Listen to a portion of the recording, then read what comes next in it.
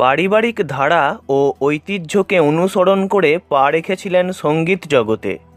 Playback গায়ক হওয়ার থেকেও তাঁর স্বপ্ন ছিল সফল গানের কারিগর হওয়া। সাফল্যও পেয়েছিলেন মিউজিক অ্যারেঞ্জারের ভূমিকায়। তাঁর কাছ থেকে আরও অনেক কিছু পাওয়ার অপেক্ষায় ছিল বলিউড। তবে সেই অপেক্ষাকে অনন্ত রেখে অকালেই চলে যান অনুরাধা পড়োয়ালের পুত্র আদিত্য পড়োয়াল। আজকের ভিডিওতে তাঁর সম্বন্ধেই অনেক কথা জানব, তাই ভিডিওটি শেষ পর্যন্ত দেখার অনুরোধ রইল। আদিত্যর জন্ম 1985 সালের 25শে জুলাই। মায়ের পাশাপাশি আদিত্যর বাবা সুরকার অরুণ পড়োয়ালও ছিলেন গানের জগতের বেশ পরিচিত মুখ। অরুণ ও অনুরাধাজির মেয়ে অর্থাৎ আদিত্যর বোন কবিতাও একজন গায়িকা। মুম্বাইয়ের the Cathedral and John Connon School থেকে পাশ করার পর আদিত্য স্নাতক হন মুম্বাই বিশ্ববিদ্যালয় থেকে।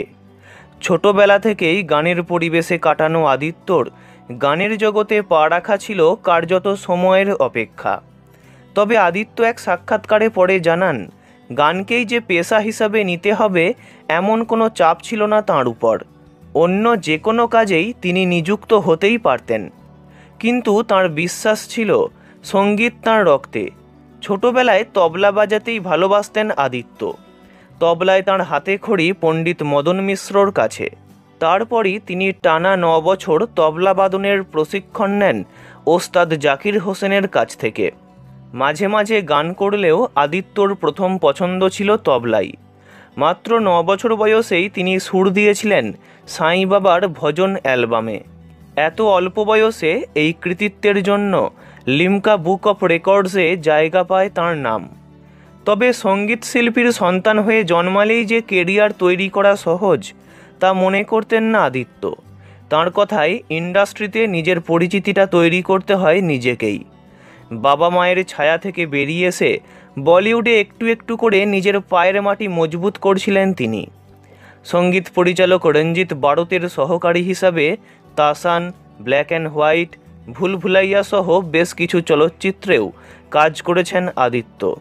2019 সালে মুক্তি পাওয়া ঠাকরে ছবিতেও কাজ করেছেন। সাহেব তু সরকার তু গানটির তিনিই ছিলেন অ্যারেঞ্জার। সাম্প্রতিককালে ভক্তিগীতির ক্ষেত্রে মূলত কাজ করছিলেন।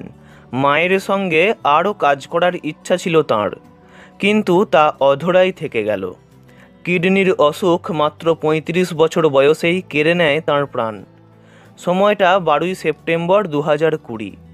ছেলের মৃত্যুতে মা অনুরাধা এতটাই ভেঙে পড়েন যা বলার নয়। অল্প দিনের জীবনে তিনি রেখে গেছেন বেশ কিছু মনে রাখার মতো কাজ।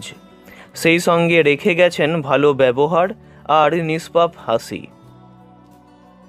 ভিডিওটি ভালো লাগলে লাইক করবেন, অন্য কারোর বিষয়ে জানতে কমেন্ট করবেন, আর এমনই সব ভিডিও পেতে চ্যানেলটি অবশ্যই সাবস্ক্রাইব করবেন। ধন্যবাদ।